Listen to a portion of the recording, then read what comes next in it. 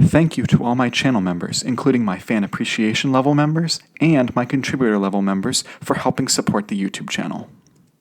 Hello, and welcome to my channel. My name is Jonathan Cohn, and today I have my book review of the book Once a Hero by Michael A. Stackpole. This is a standalone fantasy novel from him that was released in 1994 from Bantam Spectra. And I purchased this book for two reasons, and I find the second reason in particular really fascinating. The first reason is that I'm a huge Michael A. Stackpole fan. Everybody knows him for his Star Wars novels, which is how I got introduced to his books. I loved his X-Wing books and I, Jedi and the Dark Tide duology and stuff. But I also started reading his fantasy works. There was one fantasy book I didn't love of his, but I really enjoyed Talion Revenant. And then I also really enjoyed his standalone novel, Eyes of Silver, which I will say, Eyes of Silver has a terrible cover, but it is an amazing book. And so I was excited to pick up this one. And the second reason that I picked this book up is because of this cover. This cover was done by Kevin Johnson, and it kind of wraps around to the back. It's a beautiful, beautiful painting. But what struck me about this painting is that it reminded me of another painting I'd seen. When I was in high school, in English class, and also in middle school, because it was the same teacher, my middle school, high school English teacher had a bunch of paintings hanging in her classroom. And one of the paintings was the painting Godspeed by Edmund Leighton.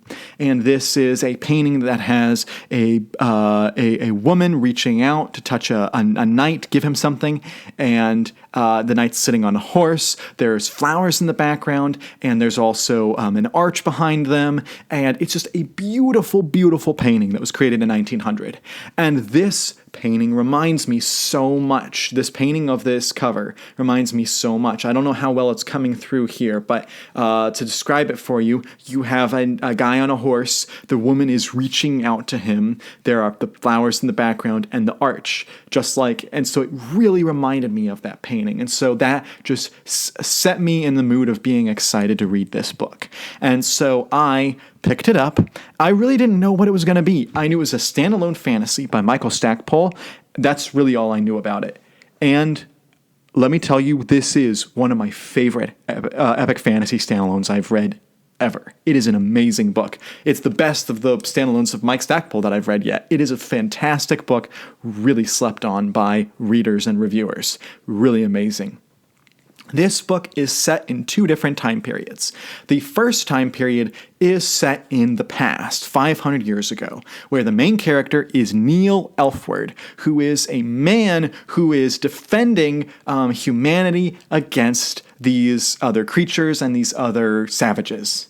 And he's working with his friend Arundel, or Arundel, I don't know how you pronounce it, but he's working with his elf friend who has been assigned to work with him on his goals of protecting humanity and fighting off these savages. And as the book progresses, their storyline is not only about protecting people and fighting off the bad guys, but it's also about Arundel finally getting to marry his love, and about Neil Elfward being thwarted with getting together with his love, which is just a great plot line. That's in the past. Then you have the story in the present, which is at 500 years later, where Arundel's granddaughter, Generva, as I think you pronounce her full name. Anyway, Arendel's granddaughter is now a fighter, and she is traveling through the land, and she is on a mission to basically stop the same groups of savages, the same people groups that have been attacking their land 500 years after, the legend of Neil Elfward. And so she's even going through the same towns that he went through. She is dealing with some of the same issues, and she's trying to learn from him and also trying to gain information about how to fight these enemies. And then, this book had those two great stories. They were both great, but the Neil Elford stuff was particularly amazing. It reminded me of like a more sophisticated Conan the Barbarian. It reminded me of a more sophisticated sword and sorcery type thing that we see in a lot of fantasy, where there's a lot of chapters in here where the chapter itself could have been, it's not every chapter, but several chapters have an epic action sequence and then a before and after that's really cool and almost could be like almost a mini short story, but it ties perfectly into the plot of the book and the pacing, so it's not actually short stories. It's just that, you have that action scene where Neil's fighting these bad guys, and it just works really well with that sword and sorcery or sword and sandal style. But also, this book is really deep in rich themes. So talking about Neil, he falls in love with an elven woman in this book. And there are two major issues with this, with him falling in love with the elven woman. The first is that she's an elf, and elves are not even allowed to touch humans, and vice versa. They're not even allowed to, like, even if like a human, if an elf like is falling off a cliff, the human is not allowed to touch the elf to save the elf. It is like the forbidden sin. So that's the first problem, which is a major problem. But there's also a second issue. That is that that elf that he's fallen in love with, she is already married. And she kind of falls in love with him too, but both of them realize that her being married is, she's her life has been set, and it would be wrong of her to do anything to dishonor herself, to dishonor Neil, to dishonor her husband. And Neil recognizes the exact same thing. And I applaud the book for exploring these themes about temptation, about forbidden love, about characters realizing that just because you want something bad does not mean you should have it. Neil very much believes that the one woman for him is this woman, which I'm specifically not explaining who it is because I don't want to give spoilers for the book, but basically this one woman he believes is the one for him, but he refuses to act on it. And he also, earlier in the book, refuses to be like normal guys, either in modern day culture even, who would, if they find, if there's a pretty girl around, a pretty woman, they would more than happily conduct intimacy with them. But but Neil is an upstanding, upright individual who has a strong moral code, and that exploration of his moral code, it's complex. He is dealing with such difficult emotions, and yet his moral compass does not change. And I was so enamored with the way that Mike Stackpole wrote that compass, because Mike Stackpole has written characters who do not have that same compass. If you've read some of his Star Wars stuff, you know that his male characters have no problem conducting in that type of stuff.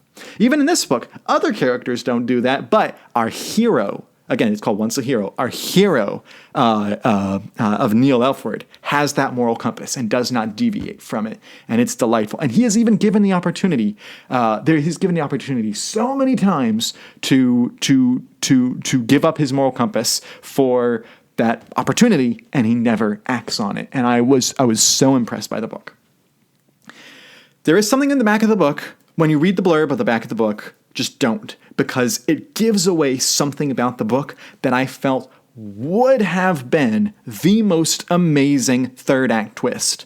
The first two acts last a lot longer than you'd expect, and I was getting to about page 400, and I thought, oh, boy, we're going to have a long denouement here, because this seems like this is the climax of one story. And then something happens that completely changes the nature of the book. It's still a fantasy. It's still the same characters, the past and the present storyline with Minerva in the present and Neil in the past. But there's something at that point that completely changes the perspective of the book for the better. And it has an amazing third act in the last 100 pages that I just did not expect to read. And I thought that the themes explored in that last 100 pages were terrific. I thought that the conclusions that Mike Stackpole makes with the characters and with the plot lines are terrific. There is a feud in this book that is dealt with in the last 100 pages. It is brilliant. brilliantly managed. I was so impressed with the way that he dealt with that third act issue. And so, the first two acts I thought were brilliant in and of themselves. I thought were great stories. I was having such a blast. The third act, which is the last 100 pages, really just blew me away. Just blew me away. And I can't talk about it without giving spoilers, but let me just say, do not read the blurb on the back of the book. You trust me. Trust me. What I told you is all you need to know about the book. I will say that there were a few tiny things I didn't love about the book. I didn't love some of Generva's relationship that's in the present day storyline with Rick. I didn't love that storyline as much, but I did really love what happens on the tail end of that storyline, and like the conclusion, like the last couple of chapters, I thought was just so beautifully written. And as I mentioned, with the temptation stuff in the Neil Elford plotline, there were so many easy outs that you could take. You could do like the King David thing, where you go and just kill off the husband, and that way the elf woman was free to marry. That would have been such an easy avenue to take, and Mike Stackpole does not take the easy avenue. That's one spoiler. I'll tell you, he does not do that, and I really appreciated that he didn't do that avenue.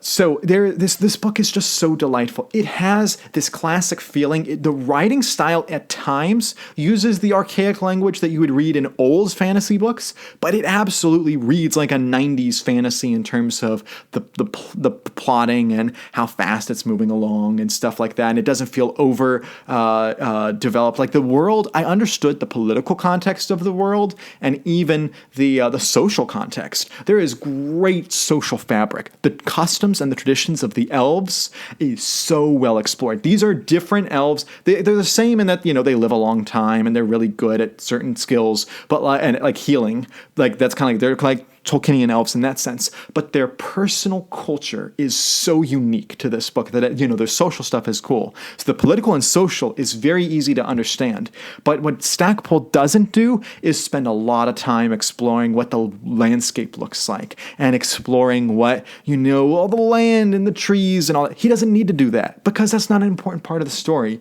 And so, this book it's 500 pages, but it is 500 important pages. So I have been gushing about this book.